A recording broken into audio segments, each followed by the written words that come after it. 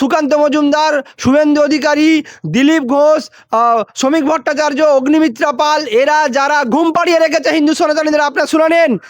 মুসলমান ভোটাররা শেষ পর্যন্ত কোর্টের মাধ্যমে, যে কোর্ট তৈরি হয়েছে কোর্টের মাধ্যমে ফিরে আসবে, কিন্তু হিন্দু ভোটাররা, যে ভাইদের কিন্তু প্রচুর সমস্যা হবে। প্রচুর ভাইরা ধর্মীয় কারণে ওপর থেকে চলে এসছে 10, 20, 25, 30, 40 বছরে। আমরা চাই সেই ভাইরা এখানে থাকুক। ধর্মীয় উৎপীড়ন আছে, কেউ সুবিধাতে যেখানে বাঙালির বা পশ্চিমবঙ্গকে ভালোবেসে ভারতকে ভালোবেসে চলেছে, তারা যদি না জাগেন, না ঝাঁটা লাঠি ধরেন রাজনৈতিক নেতাদের, তাদের কিন্তু খুব ভয়ঙ্কর দিন আছে। এটা করেছে শুভেন্দু অধিকারী, করেছে বিজেপি, করেছে নরেন্দ্র মোদী, করেছে অমিত শাহ, করেছে শ্রমিক ভট্টাচার্য, করেছে এর সুকান্ত মজুমদার, করেছে দিলীপ ঘোষ, করেছে। এদেরকে ঝাঁটা ধরুন, লাঠি ধরুন প্রচারে, যে আমাদের এলাকার ভোটার যদি ক্লিয়ার না হয়, এই প্রকৃত হচ্ছে ভোটার, যারা ভূমিপুত্র ভোটার, তাহলে আপনাদেরকে লাঠি পিটা করা ধরতে হবে, না ধরলে ভবিষ্যৎ অন্ধকার।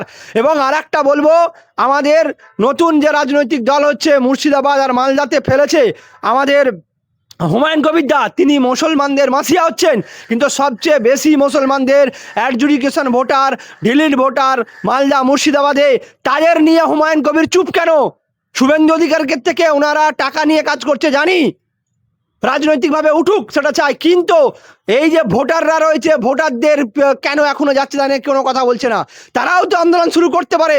আমি এই ব্রাহ্মণ্যবাদী পার্টিদের কথা ছেড়ে দিলাম, যে ব্রাহ্মণ্যবাদী পার্টি মুসলমানদের ভোটার যাচ্ছে, তাদের কোনো চিন্তা নেই, কিন্তু এই যে দলগুলো আছে, নতুন দল হয়েছে, মিম পার্টি থেকে শুরু, আসাউদ্দিন ওয়েসি চলে এলো ভোটের জন্য, কিন্তু ভোটারদের নিয়ে কোনো কথা বলেছে, অ্যাডজুডিকেশন নিয়ে কথা বলেছে?